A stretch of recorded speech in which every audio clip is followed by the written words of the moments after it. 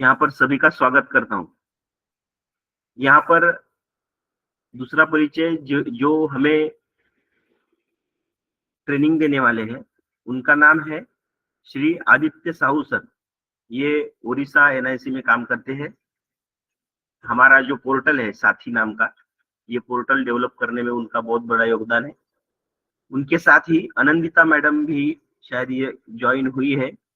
Anandita madam भी समय समय पर हमें ट्रेनिंग देती रही है। यह भी आज आपको इनपुट यहाँ पर उनकी तरफ से भी मिलने वाला है।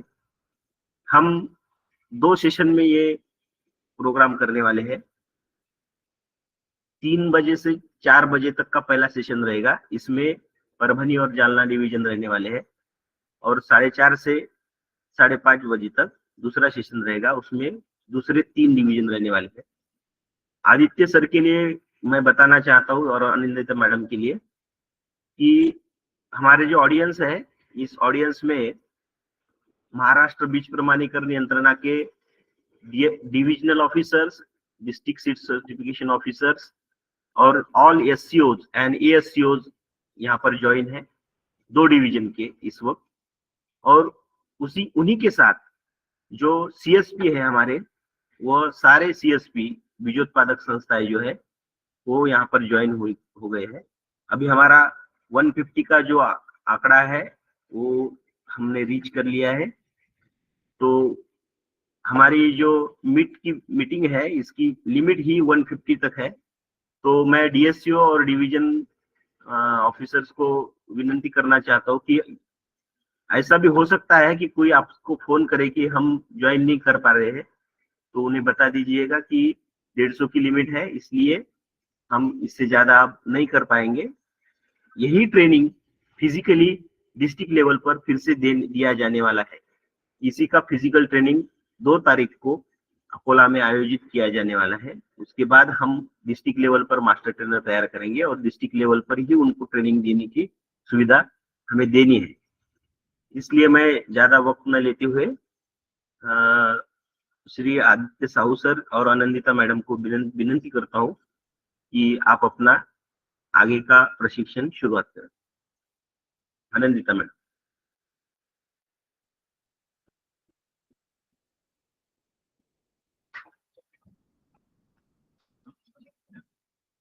यस साहू सर, आवाज आ रही है मेरी?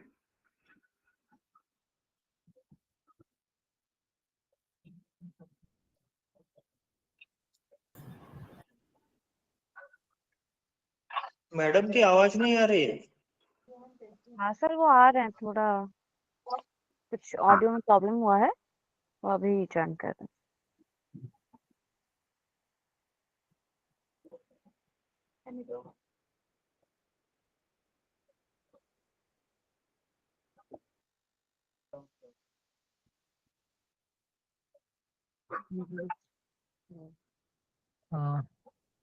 Hello, sir, am I audible?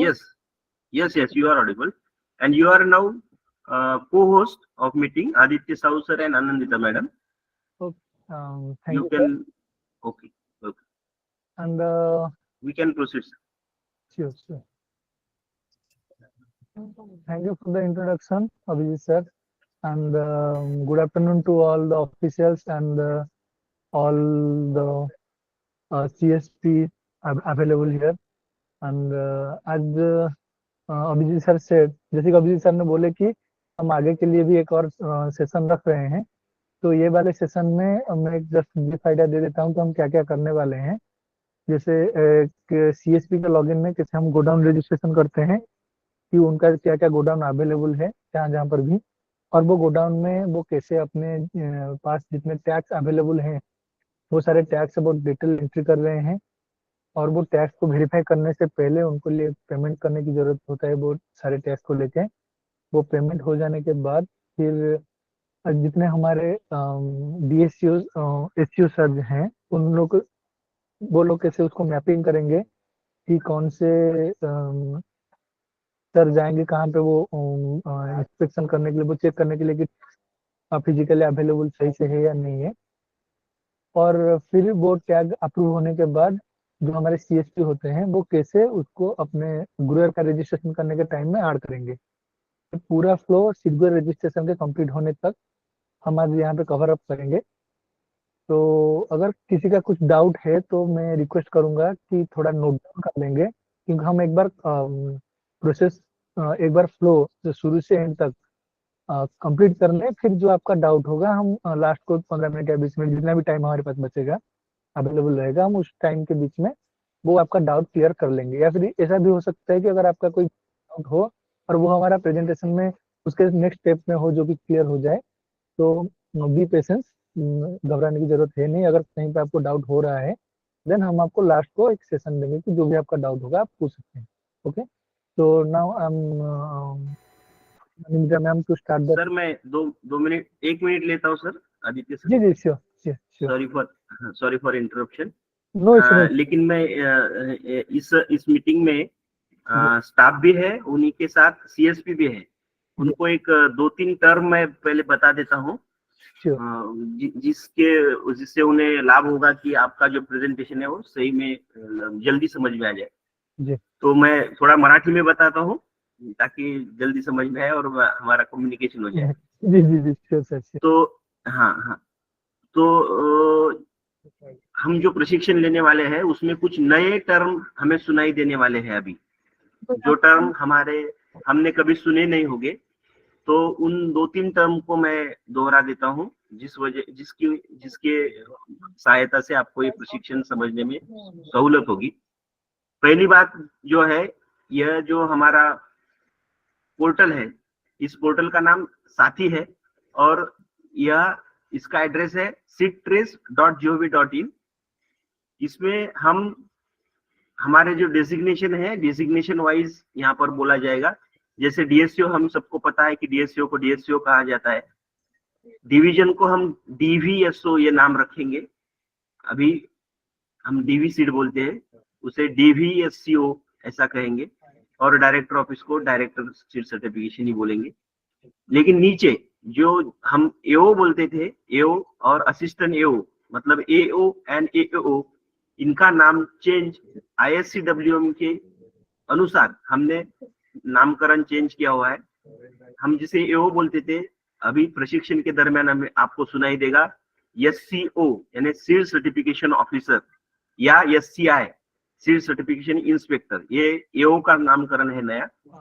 और दूसरी बात है कि ASCO यानी असिस्टेंट सीड सर्टिफिकेशन ऑफिसर, ये जहां जहां आएगा आपको समझना है कि ये AO है और ये AO है। इसके अलावा हम जिसे बीजोत्पादक संस्था बोलते थे, उसका नाम है CSP।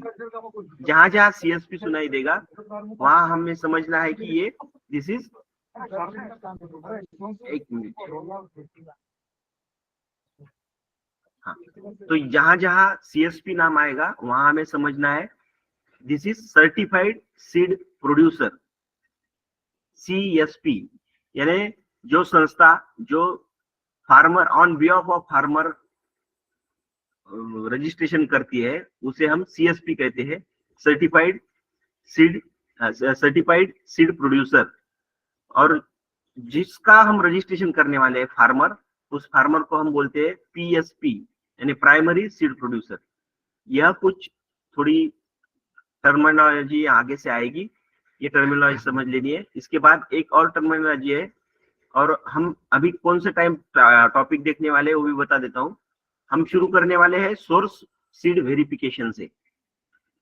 सोर्स सीड वेरिफिकेशन होगा, सोर्स सीड वेरिफिकेशन बाद सोर्स सीड का वेरिफिकेशन का एप्लीकेशन होगा, फिर हमारे स्तर पर उसका मैपिंग होगा, फिर उसका असिस्टेंट वहां पर जाएंगे या DSO जाएंगे, उनका वेरिफिकेशन कैसे करना है वो दिखेगा। उस वेरिफिकेशन के बाद अगर उनको stage two production, source verification को यहाँ पर क्या कहा गया है, प्री टैग एंट्री कहा गया है। इस वेबसाइट पर सोर्स वेरिफिकेशन को प्री टैग एंट्री कहा गया है। और दूसरी बात, स्टेज टू प्रोडक्शन प्रोग्राम, जिसे हम डाउनग्रेड प्रोग्राम कहते हैं, उसे स्टेज टू प्रोडक्शन प्रोग्राम कहा गया है। इन थोड़ी सी चीजों का हमें ध्यान रहे, इसलिए और समझ में आया इसलिए मैंने ये कुछ टर्मिनोलॉजी बताई है, तो आपको सहूलत होगी। ठीक है आदित्य सर, आगे लीजिए। You are muted sir. Good afternoon everyone. मैं आनंदिता। मैं आगे जो भी आगे प्रोसीजर है आपको गाइड करने का, जो भी डेमोन्स्ट्रेट करने का, वो सब अभी मैं कर रही हूँ। एंड तो हम लोग अभी पहले जो देखेंगे फ्री टैग एंट्री आप लोगों का कैसे हो। पहले एसपी लॉग आपको जो सीएसपी लोग हैं उनको अपना अपना यूजर आईडी तो मिल गया होगा। एंड आपको पहले इस पोर्टल में जाके इस यूआरएल में आपको अपने यूजर आईडी से लॉगिन करना है। एंड मैं फॉर एग्जांपल 1001 से लॉगिन करती हूँ। लॉगिन करने के बाद आपको पहला काम रहता है गोडाउन रजिस्ट्रेशन। आपके जो गोडाउन हैं जहाँ पर आप सब टैग्स वगैरह सब आप जहाँ पर सारा सामान स्टोर करते हैं, जो जहाँ पर आपका गोडाउन है, तो वो सब का रजिस्ट्रेशन आप पहले करेंगे। तो उसके लिए आप यहाँ पर लेफ्ट साइड में जो मेन्यू बार है आपको यहाँ पर गोडाउन रजिस्ट्रेशन आपको दिखाई देगा। तो गोडाउन रजिस्ट्रेशन में जाना आपको यहाँ पर सारे डिटेल्स फिलअप करने होंगे। आपका गोडाउन का नाम जो है वो आप यहाँ पर फिलअप कर सकते हैं। आपका गोडाउन कौन से डिस्ट्रिक्ट में है, कौन से ब्लॉक में है, कौन सा विलेज है। अगर कोई लैंडमार्क है तो आप वो लैंडमार्क का डिटेल्स भी आप यहाँ पर भर सकते हैं। उसके बाद वो गोडाउन का एरिया का पिन कोड, गोडाउन इंचार्ज जो है उनका नाम, उसके बाद उनका कॉन्टैक्ट नंबर और उसका साइज स्क्वायर फीट में आप भर के ऐड पे क्लिक कर देंगे तो गोडाउन रजिस्ट्रेशन आपका हो जाएगा। यहाँ पर आपका जितना भी आपका मल्टीपल गोडाउन होने से भी आपको यहाँ पर सीरियल 1 2 3 4 होके गोडाउन आपको दिखा देंगे। अगर आप गोडाउन के डिटेल्स में कुछ चेंजेस करना चाहते हैं तो आप एडिट में जाके यहाँ पर चेंजेस करके अपडेट कर सकते हैं, तो वो अपडेट हो जाएगा। मान लीजिए हम यहाँ पर पिन कोड अपडेट करते हैं तो देखिए ये अपडेट हो जाएगा। उसके बाद यहाँ पर हम हटा भी सकते हैं। उसके बाद हम जाएंगे फ्री टैग एंट्री करने के लिए। तो फ्री टैग एंट्री करने के लिए आप यहाँ पर फ्री टैग का आपको मेनू दिखाई देगा। यहाँ पर आप फ्री टैग एंट्री पर क्लिक करके आप टैग्स एंट्री करेंगे। टैग्स एंट्री करने के लिए आपको पहला चीज आपको यहाँ पर सारे डिटेल्स फिलअप करने होंगे, ईयर और कौन से सीजन में आप आपका टैग आया है और कौन से क्रॉप का, वो डिटेल्स आप यहाँ पर चूज करेंगे। आपको यहाँ पर सारे ड्रॉप डाउन में सारे क्रॉप्स आपको यहाँ पर शो कर देंगे। तो ड्रॉप डाउन में से आप जिसका टैग्स एंट्री करना चाहेंगे आप यहाँ पर एंट्री कर सकते हैं। तो हमने यहाँ पर क्रॉप पैडी चूज किया एंड वेराइटी। और आपका सोर्स सेल्स रहता है 4 तरीके का, एक ब्रीडर है, फाउंडेशन, फाउंडेशन 2 एंड सर्टिफाइड 1। तो यहाँ पर हमने फाउंडेशन 1 लिया एंड सोर्स टाइप आपका रहता है सेल्फ, डोमेस्टिक एंड इंटरस्टेट। यहाँ पर सेल्फ मतलब आपका अगर खुद का टैग है तो आप यहाँ पर सेल्फ चूज करेंगे। अगर आपका डोमेस्टिक टैग है मतलब अपने खुद के स्टेट के अंदर से ही आपको टैग मिला है तो आप यहाँ पर डोमेस्टिक चूज कर सकते हैं। डोमेस्टिक चूज करने से आप यहाँ आपको सोर्स ऑफ सीड जहाँ से आपको वो सीड मिला है वो आपको फिलअप करना पड़ेगा। और आपका नेक्स्ट और एक ऑप्शन है इंटरस्टेट। इंटरस्टेट में भी आपको वही सोर्स ऑफ सीड आपको फिलअप करना है, bill number and bill date देना है। बट सो अगर आप दूसरे स्टेट से अगर कोई सीड लाते हो तो वो इंटरस्टेट सीड में जाता है। तो ऐसे सोर्स टाइप आपका 3 टाइप का है।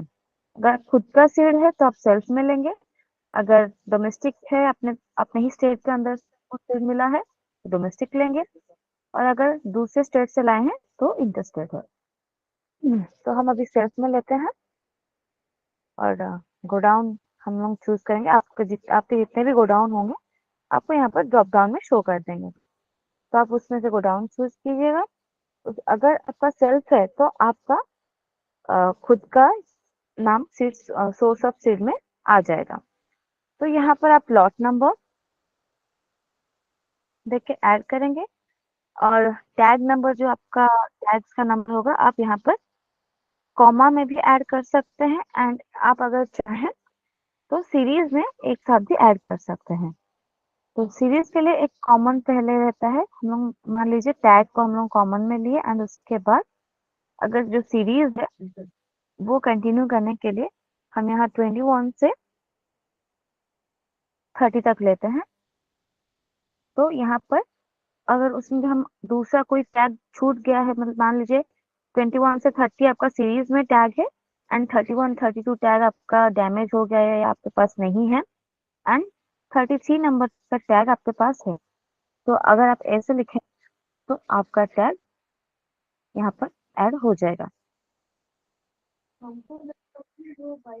अगर मान लीजिए वो लॉट आपके पास पहले से है तो आपको वो बैग साइज अपने आप यहाँ पर फेच होके आ जाएगा और अगर नया लॉट हो तो आपको यहाँ पर बैग साइज खुद भरना पड़ेगा। तो हम अपना एग्जिस्टिंग लॉट में ये टैग ऐड कर लेते हैं। यहाँ पर देखिए जितने भी हम लोग किए थे लॉट 1 था लॉट नंबर एंड टैग में हम लोग 30 तक सीरीज में ऐड किए थे एंड उसके बाद 33 ऐड किए थे। तो अगर आपका कोई डैमेज हो या कुछ हो तो आप सीरीज में भी एक साथ डाल सकते हैं या कॉमा देके सिंगल टैग्स भी एंट्री कर सकते हैं। अगर आपको टैग में टैग के डिटेल्स में कुछ एडिट करना है या कुछ गलती हुआ है आप यहाँ पर एडिट पे जाके जो अगर आपको नया लॉट नंबर का टैग नंबर कोई भी डिटेल्स आपको चेंज करना है आप चेंज करके यहाँ पर कंफर्म कर सकते हैं। उसके बाद आपको अगर कोई टैग नहीं आपका गलती से एंट्री हो गया है तो आप यहाँ पर रिमूव भी करके उसको हटा सकते हैं टैग में से। उसके बाद आपका नेक्स्ट अगर टैग एंट्री होने के बाद आपको उसका एप्लीकेशन नंबर जनरेट करना होगा। यहाँ पर जनरेट एप्लीकेशन नंबर पर आप क्लिक करेंगे तो यहाँ पर आपका देखिए एप्लीकेशन नंबर जनरेटेड सक्सेसफुली और आपको यहाँ पर एप्लीकेशन नंबर भी शो कर देगा।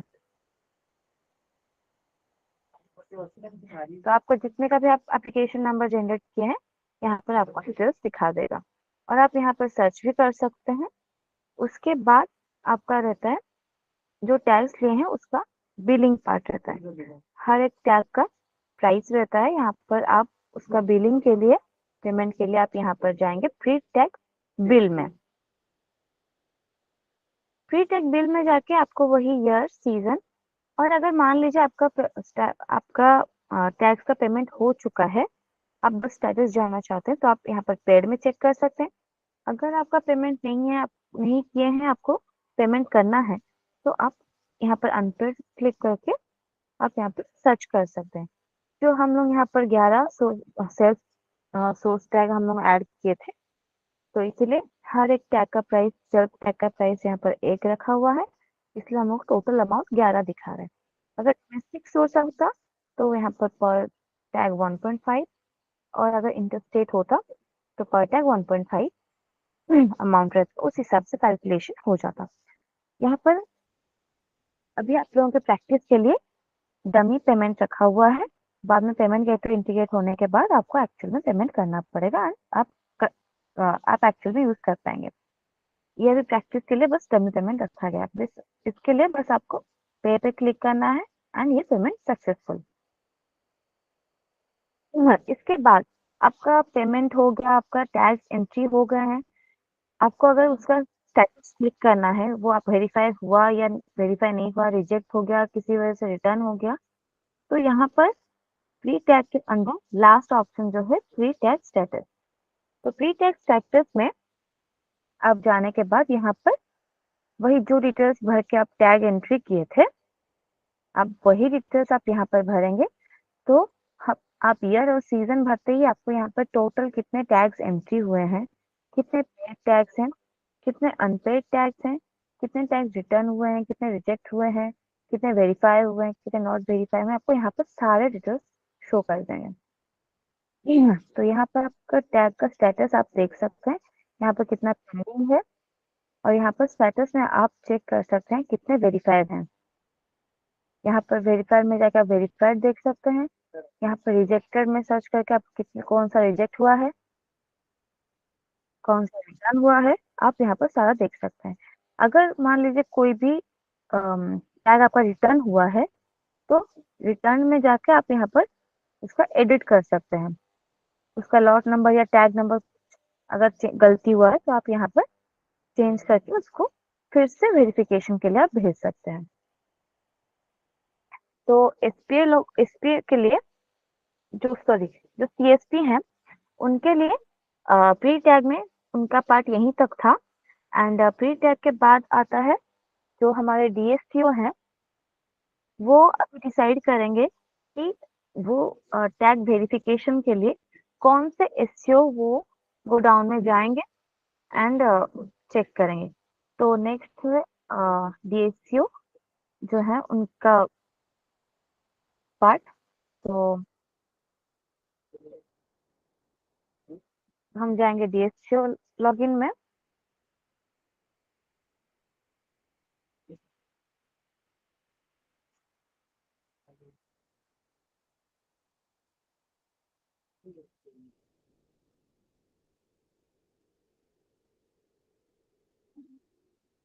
तो जो हम गोडाउन रजिस्ट्रेशन किए थे वो अहमदनगर का था, तो वही डीएससीओ डिसाइड करेंगे कि उस गोडाउन में वेरिफिकेशन के लिए कौन से एससीओ जाएंगे। तो डीएससीओ लॉगिन में हम यहाँ पर पहुंच गए। तो डीएससीओ वो मैपिंग के लिए जाएंगे। मैपिंग में, मैपिंग के अंदर आपको लास्ट में दिखाई देगा HCI and CSC mapping for pre tag verification. ये प्री टैग वेरिफिकेशन के लिए जो मैपिंग होगा ये यहाँ पर लास्ट में होगा। तो आपको यहाँ पर जो डीएससीओ हैं उनको यहाँ पर से ईयर और सीजन चूज करना है। आपको यहाँ पर दिखाई देगा कि कौन से क्रॉप का कौन से सोर्स क्लास का कितने टैग के लिए यहाँ पर रिक्वेस्ट आया हुआ है। तो आप यहाँ पर भेज सकते हैं, कोई भी एचसीओ को आप चूज कर सकते हैं वेरिफिकेशन के लिए। आप वेरिफिकेशन के लिए तो आपको यहाँ पर जितने भी आपके एरिया में एचसीओ होंगे आप यहाँ पर उनको असाइन कर सकते हैं। तो हम यहाँ पर छवन पंडित जी को हम लोग असाइन कर लिए और यहाँ पर असाइन करने के बाद आप यहाँ पर सेव कर लेंगे। तो आपके पास सब डीएससीओ के पास उनको ये भी ऑप्शन है कि वो चाहे तो वो खुद को भी असाइन कर सकते हैं वेरिफिकेशन के लिए।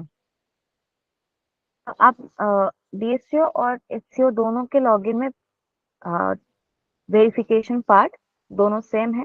तो हम एचसीओ लॉगिन में जाके देख लेंगे कि वेरिफिकेशन जो होगा वो कैसे होगा दोनों दोनों आर डीएससीओ और एचसीओ लॉगिन में।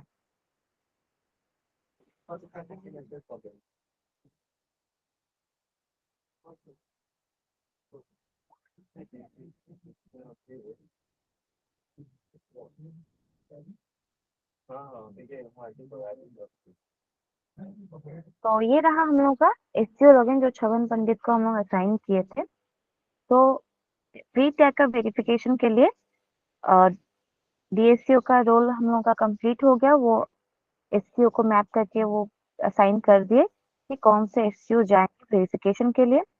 तो अब आता है एससीओ का पार्ट। जो एससीओ है उनका पार्ट आता है। अब वो टैग वेरीफाई करेंगे।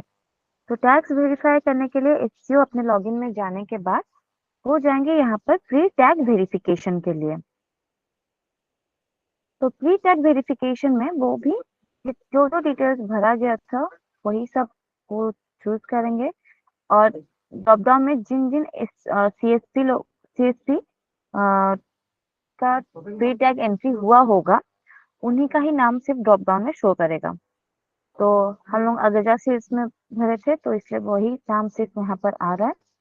तो जो भी हम लोग टैग्स यहाँ पर भरे थे आपको यहाँ पर सारे शो करें। ये रहा 30 तक एंड ये रहा last tag 33 paddy Bhogavati foundation 1। तो हम यहाँ पर सिलेक्ट ऑल में क्लिक करके सारे टैग्स एक साथ विथ हार्ड कॉपी और विदाउट हार्ड कॉपी यहाँ पर वेरीफाई कर सकते हैं।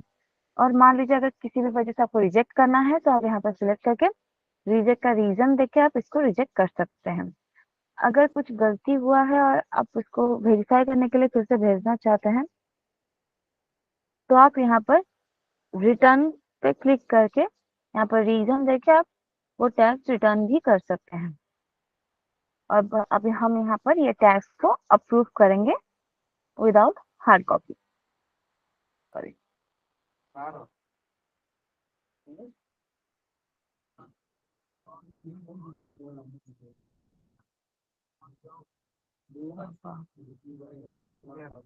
सॉरी, वो 1 सेकंड का नेटवर्क इशू हो गया। हाँ, तो यहाँ पर आप CSP चूज करेंगे। यहाँ पर आप चूज करने के बाद सारे टैग को चूज करके अप्रूव विथ हार्ड कॉपी में आप यहाँ पर जो वेरीफाई टैग्स है आप यहाँ पर सबमिट करके आप टैग को वेरीफाई कर पाएंगे। और ये लीजिए आपका टैग वेरीफाई सक्सेसफुली। उसके बाद ओनली फाउंडेशन 1 और सर्टिफाइड 1 जो टैग्स होते हैं उनका ही स्टेज 2 परमिशन के लिए अप्लाई किया जा सकता है। और जिन लोगों का फाउंडेशन 2 एंड सर्टिफाइड 2 सीट्स हैं वो डायरेक्टली वो लोग डायरेक्ट रजिस्ट्रेशन कर सकते हैं। इसलिए हम अभी फिर से CSP लॉगिन में जाएंगे एंड वहां पर हम स्टेज 2 परमिशन के लिए अप्लाई करेंगे। उसके बाद स्टेज 2 परमिशन में आप यहाँ पर देख सकते हैं कि यहाँ पर साइड बार में आपको स्टेज 2 परमिशन यहाँ आपको दिखाई दे रहा होगा एंड वहां पर जाके आप जितना भी टैक्स वेरीफाई किए हैं वही सबका डिटेल्स आपको यहाँ पर शो करेगा एंड उसी के लिए ही आप स्टेज 2 के लिए अप्लाई कर सकते हैं। तो यहाँ पर आपको वही सेम ईयर एंड सीजन जिस क्रॉप का आप टैग एंट्री किए थे वेरिफिकेशन किए वही आप यहाँ पर चूज करेंगे। क्रॉप वेराइटी और सोर्स क्लास सिर्फ फाउंडेशन 1 एंड सर्टिफाइड 1 ही आपका रहेगा। तो हम लोग सर्टिफाइड 1 में तो नहीं किए थे सो यहाँ पर नो टैग दिखा रहा है एंड फाउंडेशन 1 में ऑटोमेटिकली डेस्टिनेशन क्लास फेच होके आ गया। एंड यहाँ पर आपको जो हम लोग लॉट ऐड किए थे तो यहाँ पर लॉट दिखा रहा है। और GOT स्टेटस आपका अगर हो चुका है तो यहाँ पर आपको GOT डन। ये फिर उसके बाद जितने भी आपके पास टोटल नंबर ऑफ टैग्स हैं और बैग साइज आपको यहाँ पर 10 है और टोटल अवेलेबल क्वांटिटी कितना है आपको यहाँ पर सारा चीज शो कर देगा। आपको बस उसमें से कितना क्वांटिटी का आप परमिशन चाहते हैं स्टेज 2 के लिए आपको बस उतना क्वांटिटी के लिए अप्लाई करना है। तो मान लीजिए हम 100 किलो के लिए यहाँ पर अप्लाई कर लिए। अप्लाई करने के बाद आपको यहाँ पर अप्लाइड परमिशन लिस्ट में आपको यहाँ पर वो डिटेल्स शो कर देगा। कौन से डेट में अप्लाई किए हैं वो भी आपको यहाँ पर शो करेगा। और अगर आपका परमिशन तो आपका डिटेल्स आपको यहाँ पर अप्रूव परमिशन लिस्ट में आपको शो करेगा। अगर आपका रिक्वेस्ट रिजेक्ट हो जाता है तो रिजेक्टेड परमिशन में भी आपको यहाँ पर शो करेगा और उसके साथ reason for rejection and rejected by कौन रिजेक्ट किया है आपको वो भी शो करेगा। तो ये अप्लाई करने के बाद आपका CSP का फिर से यहाँ पर उतना ही आपका रिस्पॉन्सिबिलिटी है कि आप स्टेज 2 के लिए बस अप्लाई करेंगे। फर्दर फिर RO DO और एडमिन लोग जो हैं वो लोग sorry DSCO and divisional officer और डायरेक्टर जो है वो लोग उसका अप्रूवल करेंगे। उसके बाद ही आप रजिस्ट्रेशन कर पाएंगे। तो उसके बाद आप यहाँ पर हम जाते हैं DSCO लॉगिन में। अभी DSCO जो है वो उसका चेंजेस करके हो उनके पास एक्सेस है कि वो उसको चेंज करके जितना अमाउंट चाहते हैं उतना क्विंटल वो चेंज कर सकते हैं। तो हाँ वो CSP जिस DSCO के अंदर रजिस्टर्ड है अब हम उन DSCO के लॉगिन पे जाएंगे जैसे कि 1001 जो है वो DSCO अकोला के अंडर रजिस्टर्ड है और उनका आईडी में हम भी लॉगिन करके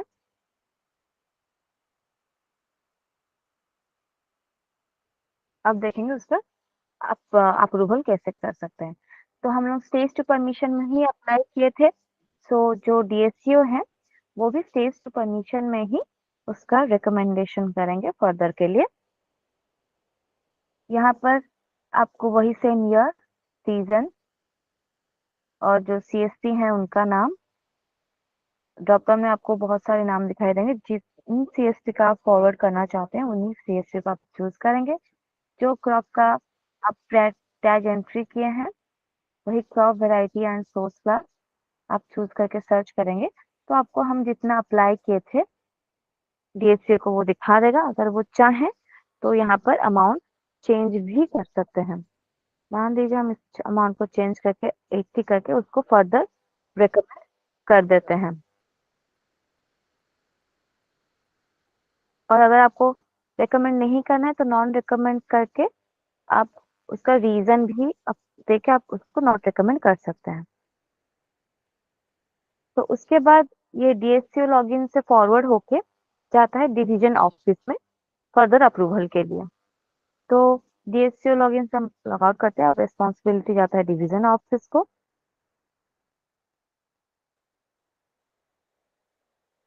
डिवीजन ऑफिस में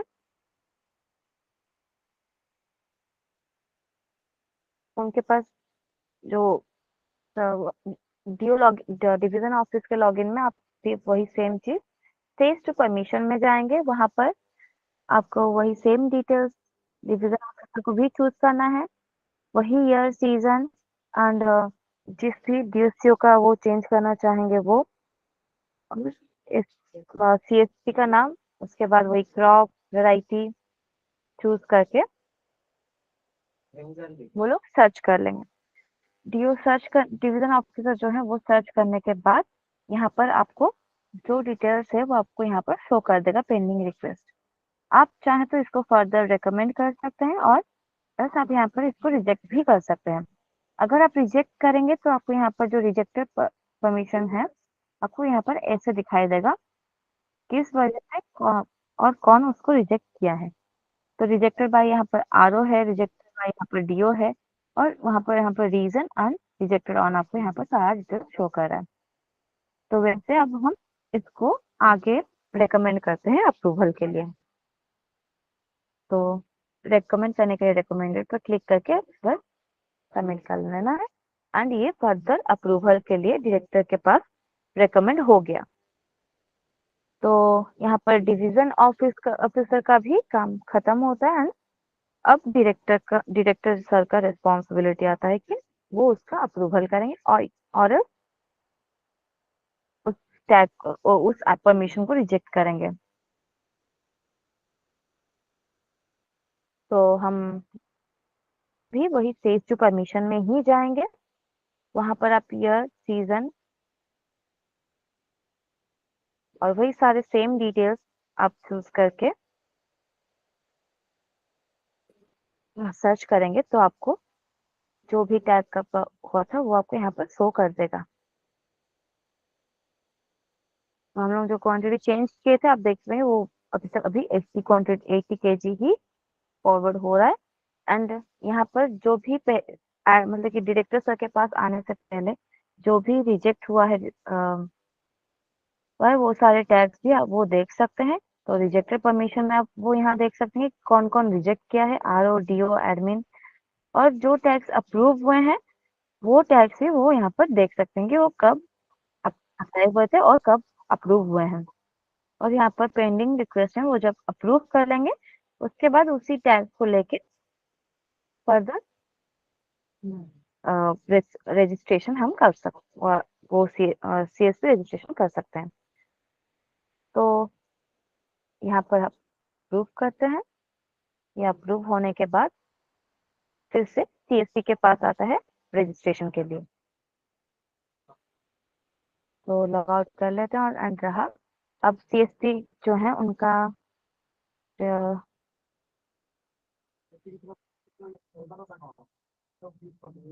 देखते हैं कि अब उनको रजिस्ट्रेशन करने के लिए प्राइमरी सीड प्रोड्यूसर का उनको रजिस्ट्रेशन में जाना होगा and primary seed producer registration में जाना होगा।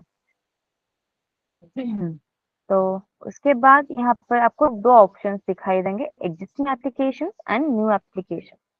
एग्जिस्टिंग एप्लीकेशन जो है उसमें मान लीजिए अगर आपका ऑलरेडी रजिस्ट्रेशन हो चुका है, आपको उसमें कुछ और डिटेल्स एडिट करना है या ऐड करना है, तो आप यहाँ पर एग्जिस्टिंग एप्लीकेशन क्लिक करके आप वो चीज कर सकते हैं। अगर आपका रजिस्ट्रेशन कंप्लीट हो गया है, आपको बिल जनरेट करके उसका पेमेंट करना है, तो भी आप यहाँ पर एग्जिस्टिंग एप्लीकेशन में आकर यहाँ पर देखिए बिल में आपको जनरेट करना होगा एंड ये मैं आपको बाद में बता दूंगी कैसे करना है। और अभी आपका सबका नया रजिस्ट्रेशन होगा, इसीलिए आपको न्यू एप्लीकेशन में ही जाना है। न्यू एप्लीकेशन में क्लिक करने के बाद आपको फिर से दो ऑप्शंस दिखाई देंगे, वो होगा एक existing grower and new grower. Existing grower में अगर आपका पहले कोई सीजन में आपका रजिस्ट्रेशन हो चुका है, आप ऑलरेडी सारा डिटेल्स अपना यहाँ पर दे चुके हैं, तो आपके पास एक ग्रोअर आईडी होगा। तो यहाँ पे अगर आप एग्जिस्टिंग ग्रोअर में अपना ग्रोअर आईडी देंगे, तो आपका पर्सनल डिटेल्स जो होगा वो फेच होके आ जाएगा, आपको बस नए क्रॉप्स का डिटेल्स ऐड करने होंगे। और अगर आप नया पहली बार रजिस्ट्रेशन कर रहे हैं, तो आप न्यू ग्रोअर में जाकर रजिस्ट्रेशन करेंगे। और क्योंकि यहाँ पर सब अभी प्रैक्टिस के लिए करेंगे और जो भी पहले कोई सीजन का यहाँ पर नहीं है, तो यहाँ पर पहले सब न्यू ग्रोअर में ही रजिस्टर करेंगे। तो यहाँ पर आपको सारे डिटेल्स फिलअप करने होंगे पहले।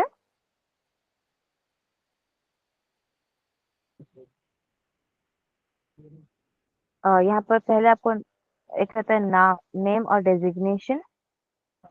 नेम और डेजिग्नेशन में अगर आप नाम देते हैं और यहाँ पर आप फादर और हस्बैंड का नाम यहाँ पर फिलअप करेंगे, और यहाँ पर आप उनका रिलेशन क्या है, फादर हस्बैंड है क्या है, वो आप फिलअप कर सकते हैं।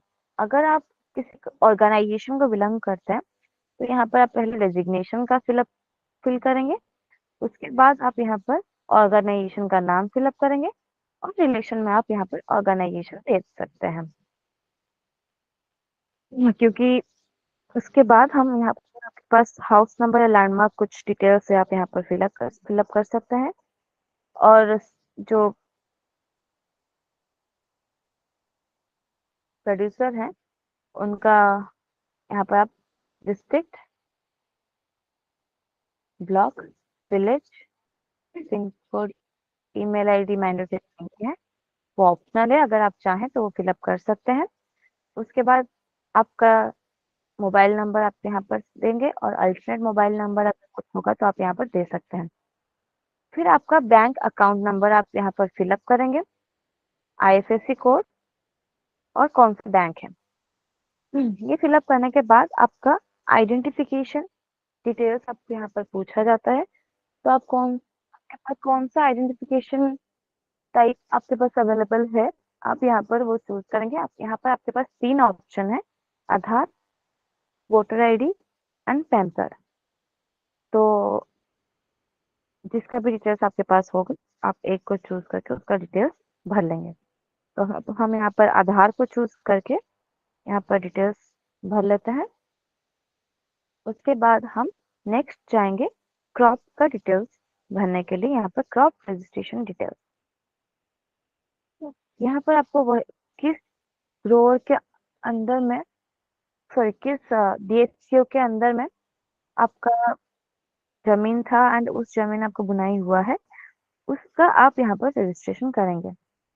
तो मान लीजिए हमने यहाँ पर डीएससीओ अकोला चूज किया और कौन से महीने में आपका बुनाई हुआ था, कौन सा वीक में आपका बुनाई हुआ था, और जिस क्रॉप का आपने फील्ड टैग एंट्री किया है, आप उसी क्रॉप वेराइटी सोर्स क्लास का ही यहाँ पर रजिस्ट्रेशन कर सकते हैं। तो आप वही same crop variety and source class देने के बाद यहाँ पर आप डिस्ट्रिक्ट, ब्लॉक, विलेज, जहाँ पर आपका बुनाई हुआ है, वो सब डिटेल्स भरेंगे। उसके बाद कितने एरिया में आपका बुनाई हुआ है वो चीज आप भरेंगे।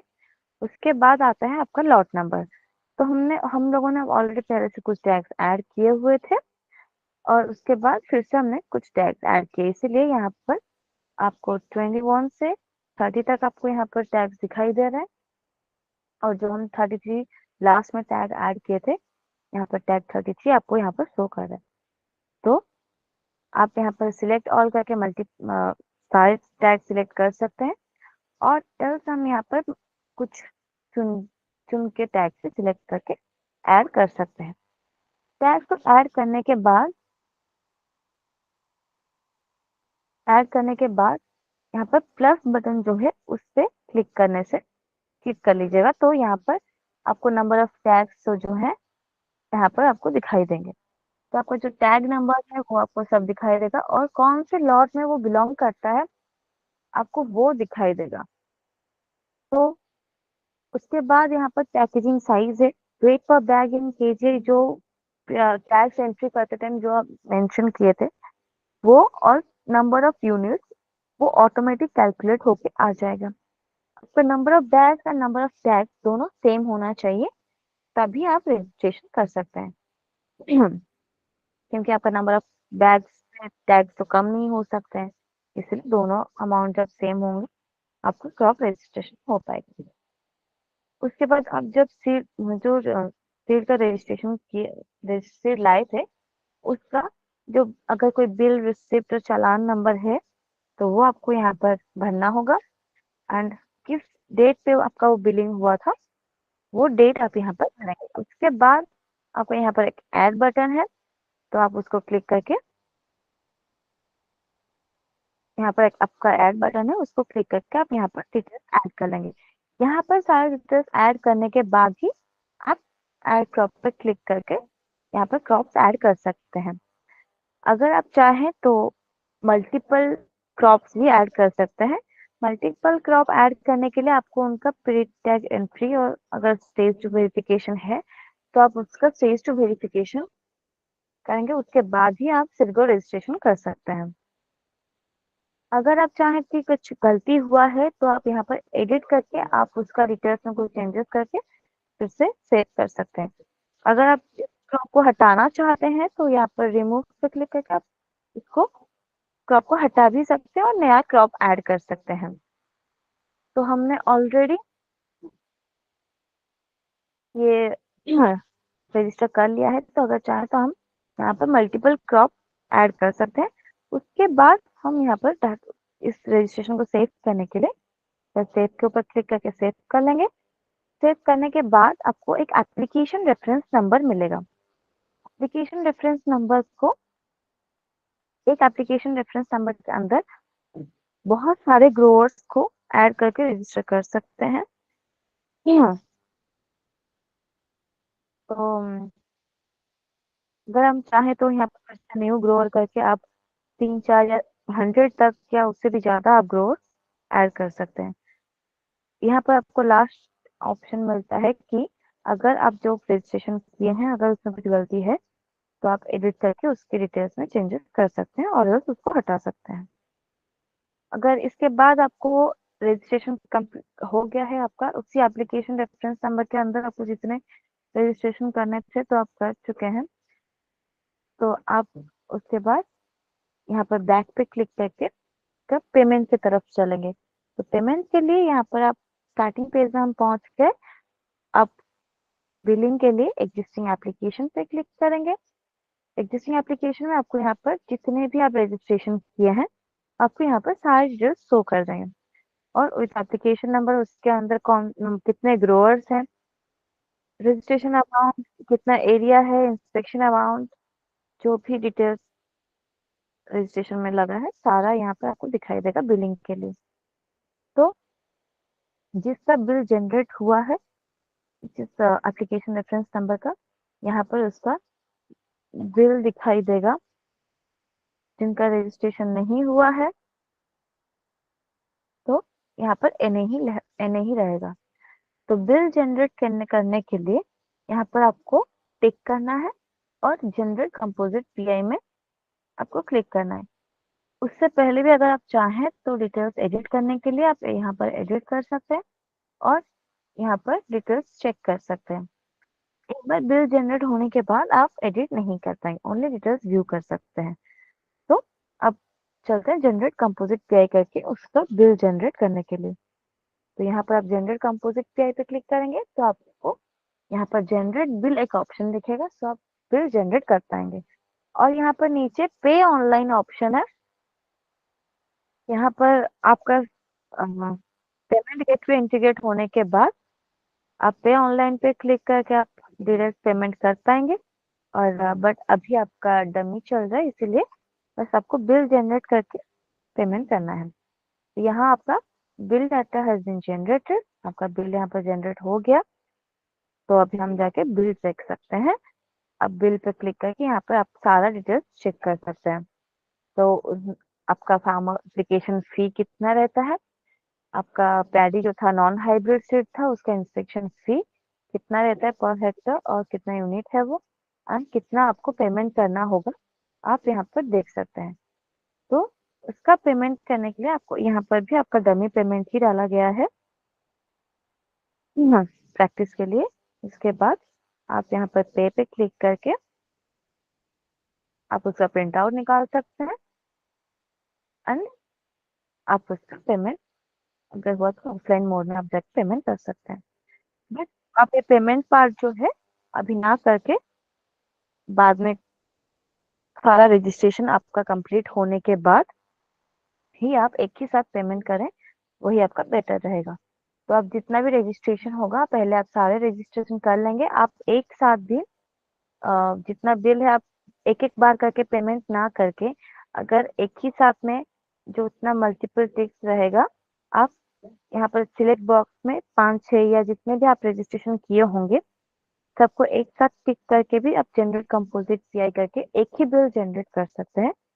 तो आप एक ही बिल में जितना भी अमाउंट है वो पेमेंट कर लें, आपको बार बार पेमेंट अलग अलग पेमेंट्स करके ज्यादा चार्जेस आपको ना देना पड़े, इसलिए ये सुविधा भी आपको दिया गया है। तो ये रहा आपका एसपीए जो है उनका रोल है godown registration, pre tag entry, pre tag bill generation और स्टेटस भी देख सकते हैं। उसके बाद वो स्टेज 2 परमिशन के लिए अप्लाई करेंगे एंड उस सबका अप्रूवल के बाद ही वो सिडग्रो वो रजिस्ट्रेशन करेंगे। और जो हम लोगों के डीएससीओ है उनका रोल है कि वो वेरिफिकेशन के लिए जो एससीओ जाएंगे उनको मैप करेंगे, उसके बाद ही वो जा सकते हैं एंड स्टेज 2 परमिशन का जो परमिशन रिक्वेस्ट है वो फर्दर रिकमेंड करेंगे। उसके बाद जो हमारे एससीओ हैं उनका रोल है कि वो प्री टैग का वेरिफिकेशन करेंगे। उसके बाद जो हमारे डिवीजन ऑफिसर हैं वो स्टेज 2 परमिशन जो डिविजनल ऑफिसर जो है वो डीएससीओ से जो फॉरवर्ड होके उनके पास आया है वो आइदर इसको रिजेक्ट कर सकते हैं, नहीं तो वो आगे फॉरवर्ड कर सकते हैं। और जो डायरेक्टर है उनका रिस्पॉन्सिबिलिटी इतना है कि जो डिवीजन ऑफिस से जो स्टेज 2 परमिशन का रिक्वेस्ट फॉरवर्ड होकर उनके पास आया होगा वो उसको रिजेक्ट कर सकते हैं और अप्रूव कर सकते हैं। उसके बाद उसके बाद सीएसपी जो है वो हमारा रजिस्ट्रेशन कंप्लीट कर सकता है। तो आप ये यहाँ पर खत्म हुआ एंड आपके में से कोई किसी को भी कोई डाउट है तो आप अभी सब सारे डाउट पूछ सकते हैं सो दैट कि आप इजीली ये सब आप प्रैक्टिस कर सकें। यस मैडम, कुछ लोगों ने हाँ, हाथ हैंड रेस किया हुआ है तो मैं एक एक नाम लेता हूँ, वो आपसे पूछेंगे। Manik Gaikwad, please unmute yourself. Manik Gaikwad, आपण हात वर केलाय, काही विचारायचं आहे का? मानिक गायकवाड, अनम्यूट करू शकता तुम्ही?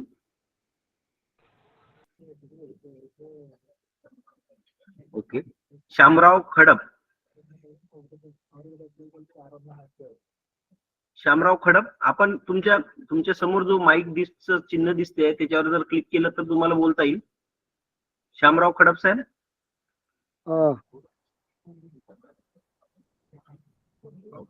शंकर जगताप. सर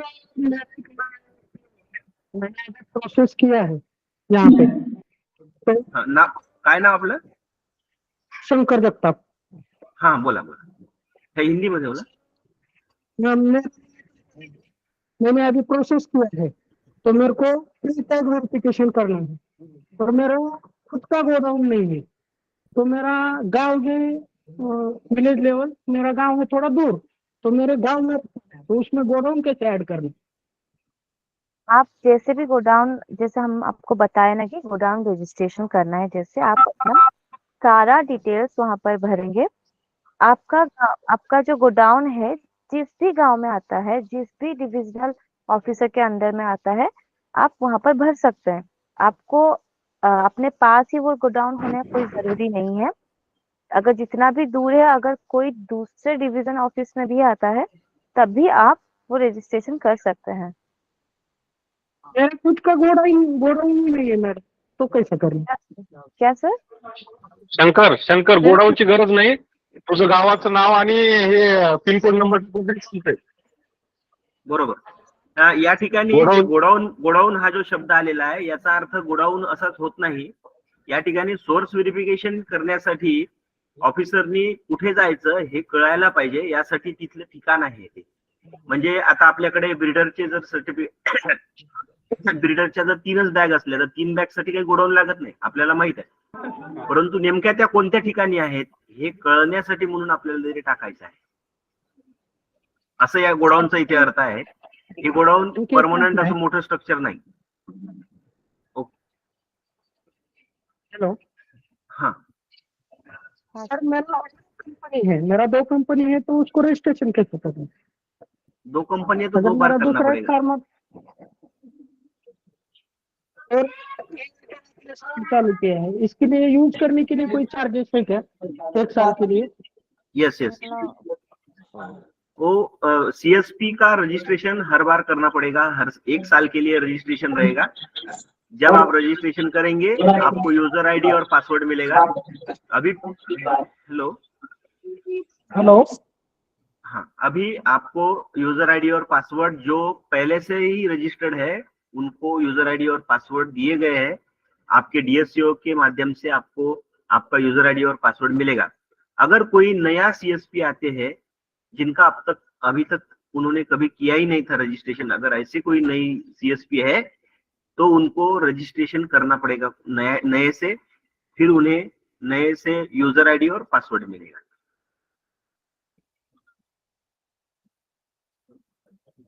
ठीक है. श्यामराव खड़प. चार्जेस कितने हैं सर उसको रजिस्ट्रेशन के लिए? ये चार्जेस का जो लेटर है हम आपको भेज देंगे. आपके डीएससीओ जो है उनके पास पे वो लेटर आप दे दिया जाएगा. या 2 मिनट रुकिए, मैं बता देता हूँ.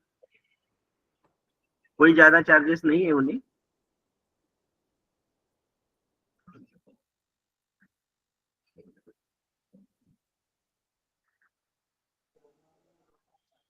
हेलो. हाँ, जो 1 मिनट मैं चार्जेस बता रहा हूँ.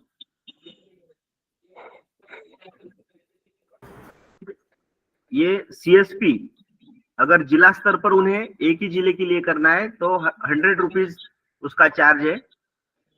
और डीएससीओ इनको अप्रूवल देंगे. अगर विभाग स्तर पर आपको भरना है, यानी 2 या 3 जिलों में अगर आपको रजिस्ट्रेशन करना है, उसके लिए अगर आपको रजिस्ट्रेशन करना है तो उसके लिए 500 रुपीज पर ईयर है. और पूरे राज्य में अगर आपको मोर देन 1 डिवीजन आपको अगर रजिस्ट्रेशन करना है तो 1000 पर ईयर ऐसे रजिस्ट्रेशन फी है. और अगर कोई सिर्फ एक मतलब फार्मर के रूप में अगर करना चाहता है तो पर फार्मर 100 रुपीज ये फार्मर करके करना है तो.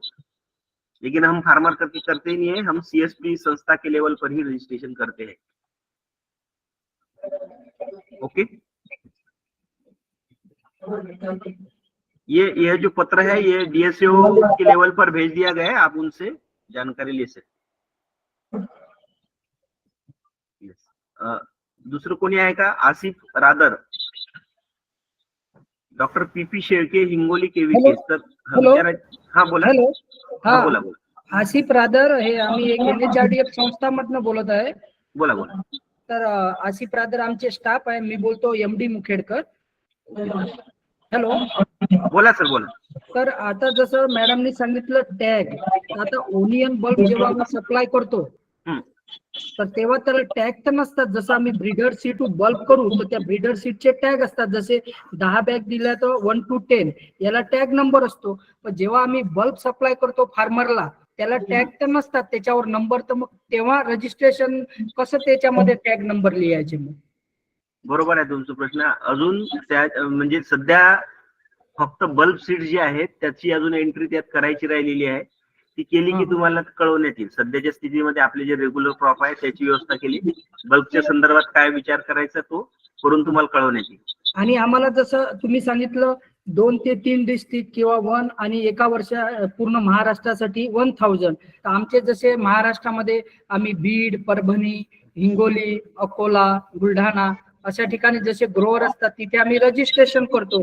तर आम्हाला मग हे रजिस्ट्रेशनचं जे ऑनलाईन करायचं आहे हे तर मग आम्हाला डिस्ट्रिक्ट वाईज करावं लागेल की 1 इयरची ऑल ओव्हर महाराष्ट्रासाठी फी भरावं लागेल? जर तुम्हाला संपूर्ण महाराष्ट्रात काम करायचं असेल तर एकच वेळा रजिस्ट्रेशन करायचं आहे. 1000 रुपये भरून तुम्हाला संपूर्ण महाराष्ट्रामध्ये रजिस्ट्रेशन अलाउड राहील. तुम्हाला जर विभागाअंतर्गत करायचं असेल त्याच्यासाठी 500 रुपये भरले तर तेवढ्या विभागापुरतं तुमचं रजिस्ट्रेशनचा एरिया राहील, ज्युरिडिक्शन. आणि केवळ एका जिल्ह्यातच ज्यांना करायचं असेल त्यांना 100 रुपये राहील. आणि जसं सर मॅडमनी सांगितलं न्यू रजिस्ट्रेशन आणि एक्झिस्टिंग रजिस्ट्रेशन असं जे नाही ते न्यू ग्रोअर आणि एक्झिस्टिंग ग्रोअर आहे, रजिस्ट्रेशन नाही ते. हा नाही, ते न्यू ग्रोअर आणि एक्झिस्टिंग ग्रोअर याच्यामध्ये एखाद्या वेळेस आम्ही नाव देतो आणि समजा हे केलं तर त्याच्यामध्ये एखाद्या वेळेस नावामध्ये चेंजेसही होते.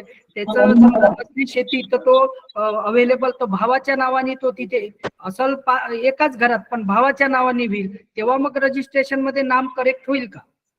येस. तुम्हाला पेमेंट करण्यापर्यंत तुम्हाला सर्व प्रकारचे रजिस्ट्रेशन मध्ये चेंजेस करता येतील. म्हणूनच तिथे अप्लिकेशन ही व्यवस्था दिलेली आहे.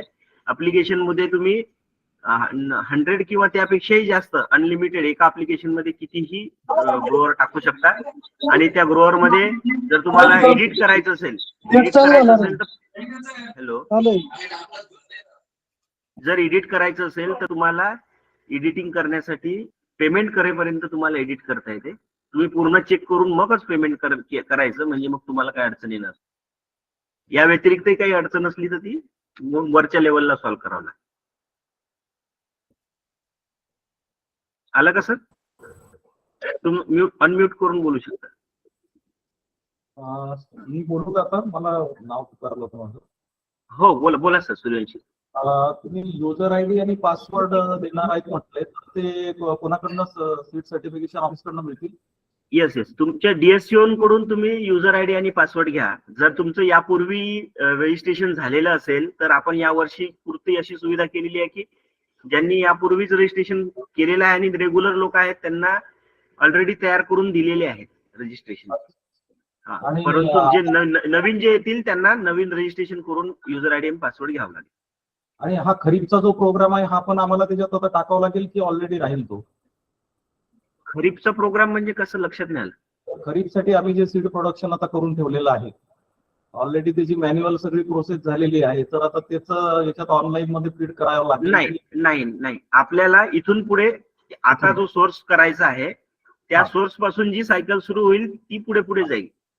जुनं काय करायचं नाही आपल्याला. जुनं काय करायचं? ठीक आहे.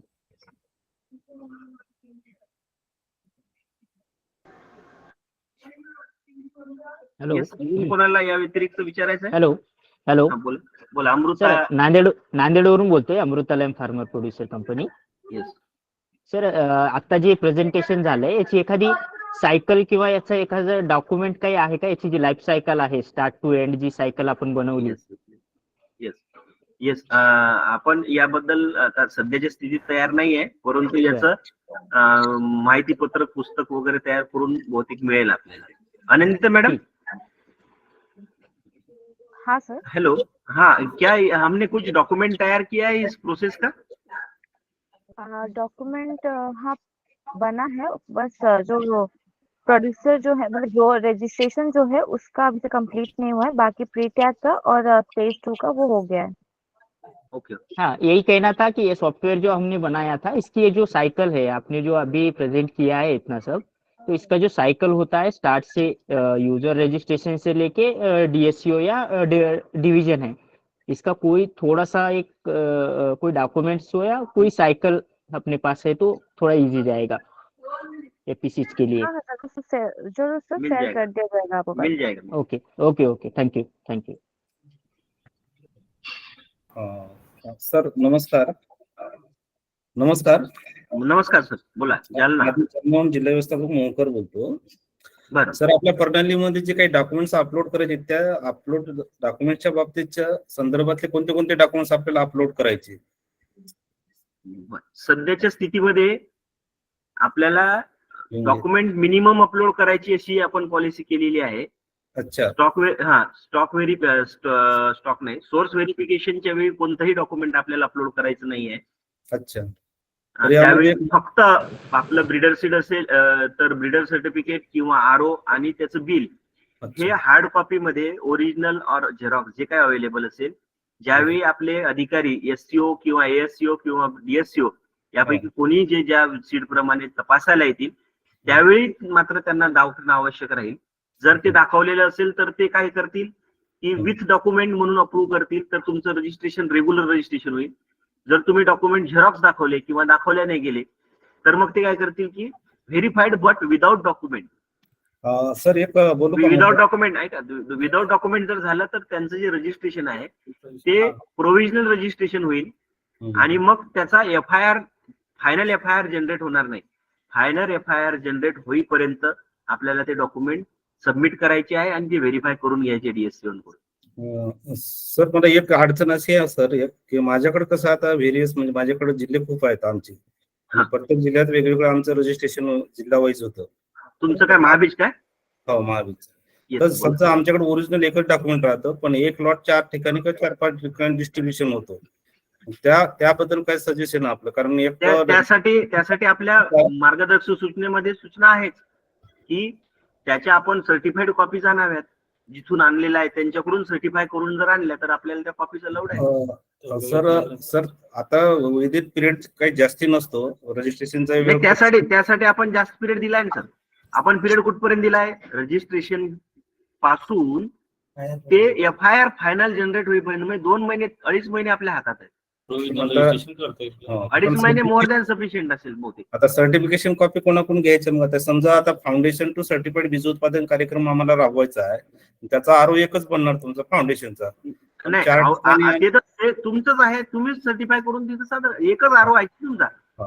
एक आरओ जो आहे तो कुठेतरी एका ठिकाणी तर राहीलच ना. आपल्याचकडे आहे, आमच्याकडे त्याचा रेकॉर्ड आहे, आपल्याच कडूनच तयार झालेला आहे, आपल्या एमएसएससीए कडूनच तयार झालेला आहे. त्यामुळे यंत्रणेकडून तयार झाल्यावर त्याचा आरओ तुमचं जर डोमेस्टिक असेल, इथलं असेल, डोमेस्टिक म्हणजे महाराष्ट्रातला आरओ निर्मिती जर असेल त्याची काही अडचणच येणार नाही.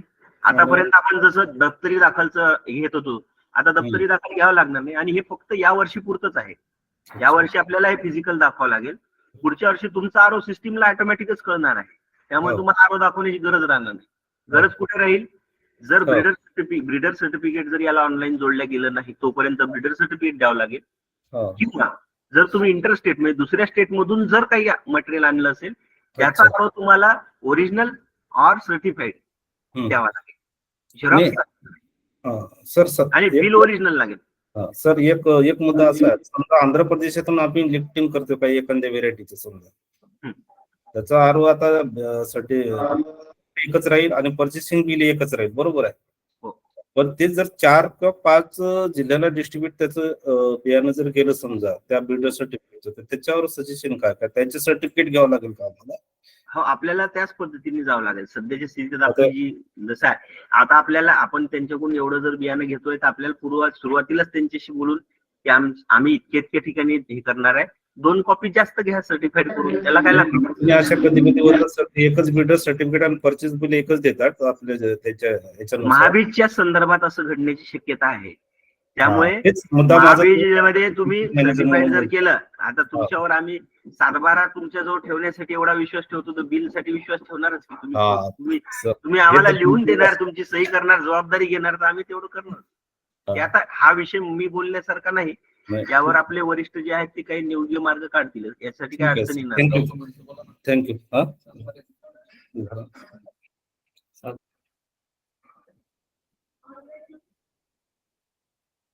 येस, अजून कोणाला काही विचारायचं आहे का? कारण आता 4:15 वाजले आहेत आणि 4:30ला दुसरी बॅच पुन्हा जॉईन होणार आहे, दुसरी 3 डिव्हिजन. अजून आपल्याला वेळ आहे 5-10 मिनिट, जर कोणाला विचारायचं असेल तर विचारा. आणि जरी विचारलं जरी नाही, कदाचित असं झालं असेल, आता मी मराठीत बोलतोय, कदाचित आनंदिता मॅडम आणि यांना कळत नसेल मी काय बोलतोय, परंतु हे फक्त आजचं जे सेशन होतं हे ओरिएंटेशन सेशन आहे. ऑनलाईन पद्धतीत बऱ्याच गोष्टी काही कदाचित तुमच्या लक्षात आल्या नसतील. आपापल्या जिल्हा स्तरावर पुन्हा एकदा ट्रेनिंग घेतल्या जाणार आहे. त्यामुळे तुम्ही म्हणजे बिंदास्त राहा, तुम्हाला संपूर्ण माहिती वेळेवर पूर्ण भेटल्याशिवाय पुढे जाणारच नाही आपण. आणि जिल्ह्यासाठी Hello? मास्टर ट्रेन, हॅलो बोला. सर याच्यामध्ये ट्रूथफुलचं रजिस्ट्रेशन करायचं काही काम नाही ना? नाही, त्याच्याशी संबंध नाही, फक्त सर्टिफाईड साठी आहे. Okay okay. आपली एजन्सी सर्टिफिकेशनची आहे, त्यामुळे ट्रूथफुलची काय आपल्याशी संबंध नाही सर. हे आमचं सर्टिफिकेशनचं पण आहे, पण मग आम्ही अर्ध ट्रूथफुल करतो म्हणलं, त्याच्यामुळे विचारून घ्यावं. नाही,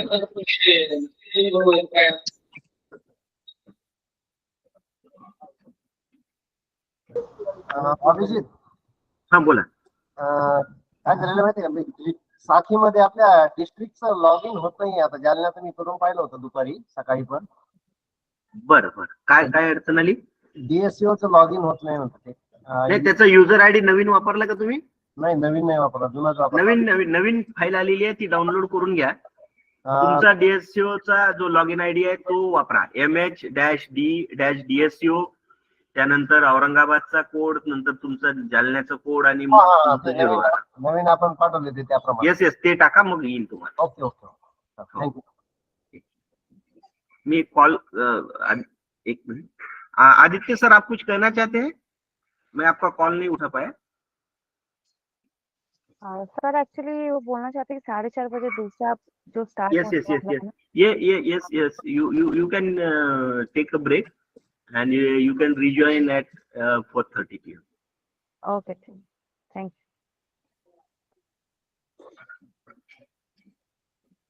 यू. आपल्याला काय अजून प्रश्न आहेत का, किंवा मग आपण आता थांबू? सयाजीराव FPC, तुम्हाला काय म्हणायचं आहे? श्रीहरी हसबनीस होता डाऊट बोला. क्लिअर झाला रजिस्ट्रेशन संदर्भात. ओके. हॅलो, हा बोला सर. सर एक याचा फ्लो चार्ट जर मिळाला ना, रजिस्ट्रेशन ही जी प्रोसिजर आहे त्याचा पूर्ण फ्लो चार्ट एखादं मॅन्युअल जर मिळालं, भले सॉफ्ट कॉपी द्या. होणार, ते मॅन्युअल होणारच आहे. हा मग आता आपण बोललो त्या देणार आहेत आपल्याला ते सगळं. हा त्यांनी नाही दिलं तरी आपण आपल्या स्तरावर पण तयार करून तुम्हाला, म्हणजे त्यामध्ये एक्झाम्पल सहित जसं आपलं बुक असतं त्याप्रमाणे बुकलेट मिळेल. हा बस. येस, तसं जर असेल तर. आणि कांद्याचं अजून इन्क्लूड नाही केलेलं, जसं हा कांद्याच्या याच्यावर अजून पूर्ण फायनल झाला नाही ते मॉड्यूल, ते त्याचा सगळं विचार करून मग केलं जाईल. ओके. तुम्हाला आता लगेच लागणार आहेत का? कधी कांद्याचं साधारण कधी लागेल? आता खरीपला सुरू होईल सर. म्हणजे त्याचं सोर्स किती तारखे, कोणत्या महिन्यात करतो आपण? जून. ओके, ठीक आहे. म्हणजे त्यापूर्वी सीड टू बल्ब नंतर बल्ब टू सीड, मग रब्बी मध्ये. नाशिक मधून ना पाटील साहेब बोलतात? जालना. बरं, ठीक आहे सर, काही हरकत नाही, आम्ही त्यावर चर्चा करतो.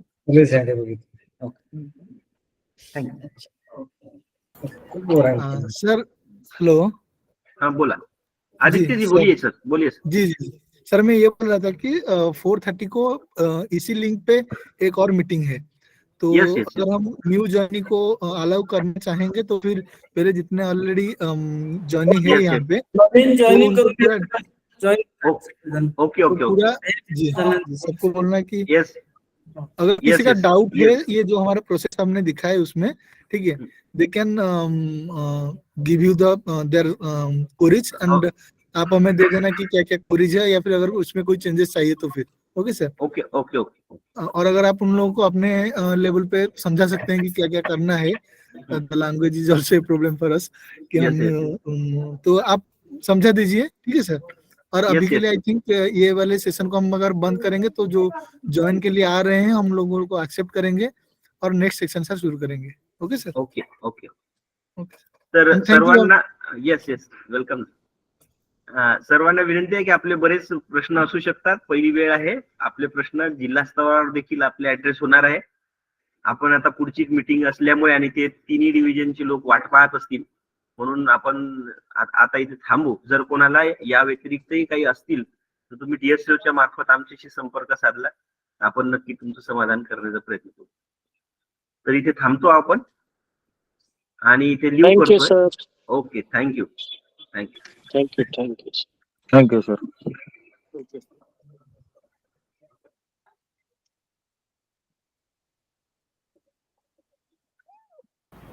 तायडे सर. हा हॅलो सर.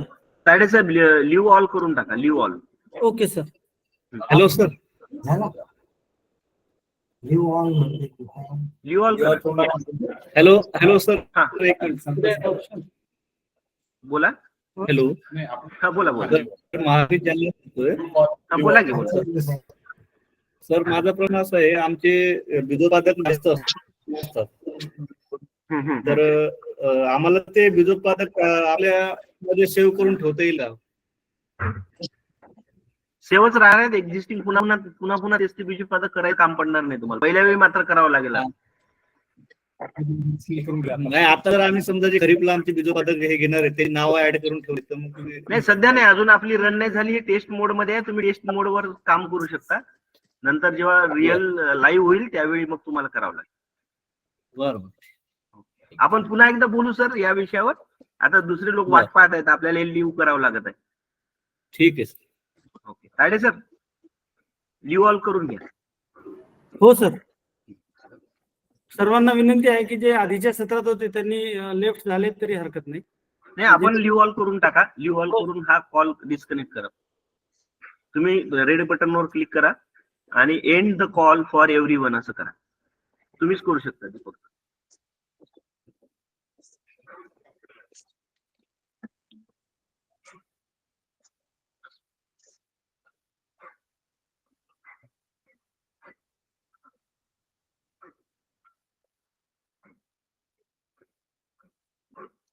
रेड बटनवर क्लिक करा केलं सर रेड बटन. आणि जस्ट लिव्ह द कॉल आणि त्याच्या पुढे लिहिलेलं आहे end the call for everyone. ते end the call for everyone करून टाका.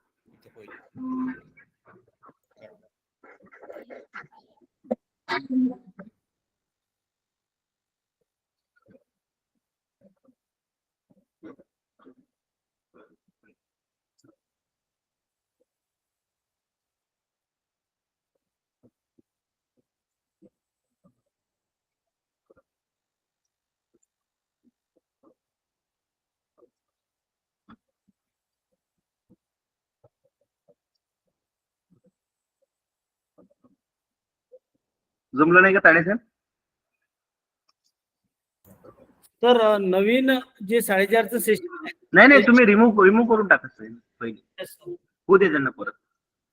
हे आपला गोंधळ होईल. जुनं तसंच राहिले तर आपल्याला एंड कॉल फॉर एव्हरीवन ते ऍक्टिव्ह नाही आहे बटन. बरं ठीक आहे जाऊ द्या.